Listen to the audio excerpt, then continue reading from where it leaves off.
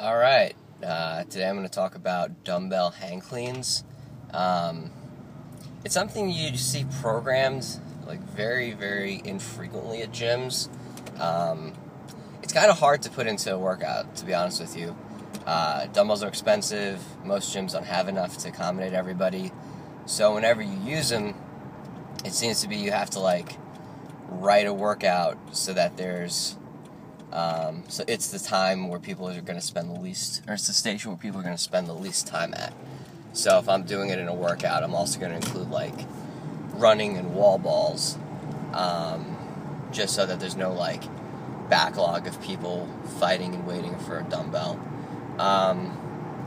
which is kind of unfortunate, but it's still a really good movement. So today, part of my workout was dumbbell hang cleans, which is something that, to be honest with you, I've done a couple times this year, but not nearly as much as, say, an actual hang clean with a barbell or a full clean with a barbell. Even though I'm not a arms guy, I tend to always joke that I'm a good CrossFitter from the waist down and terrible from the waist up, it still had the temptation for me to try to clean or curl the weights, and it's simply just inefficient. Yeah, you're still accomplishing the same range of motion if you were looking at it in a CrossFit contest and it was hang clean and it went from my hips up to my shoulders each time. You're going to count it as a rep, but it's not nearly as efficient.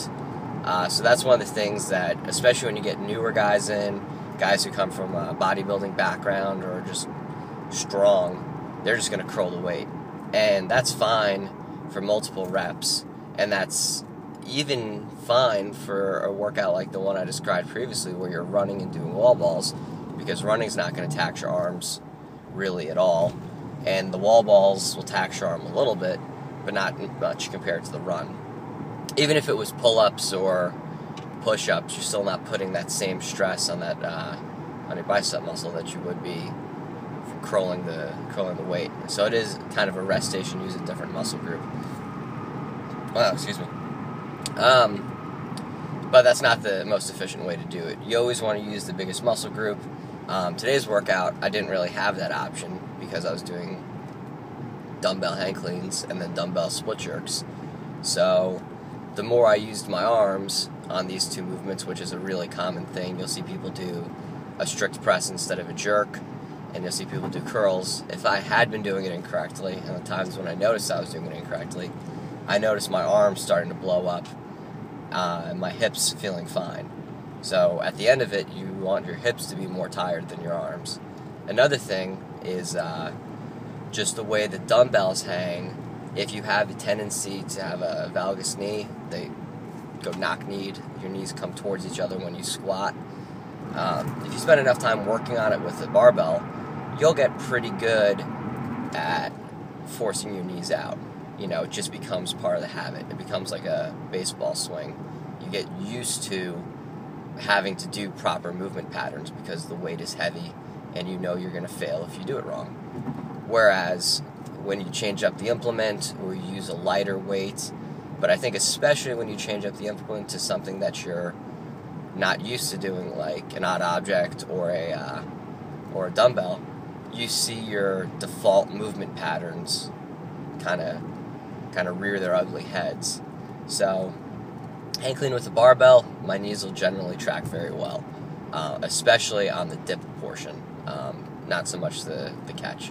Catch I really didn't have much of an issue with today, but I started noticing that my right knee, which is the knee that I always struggle to keep out, was going valgus while I was dipping.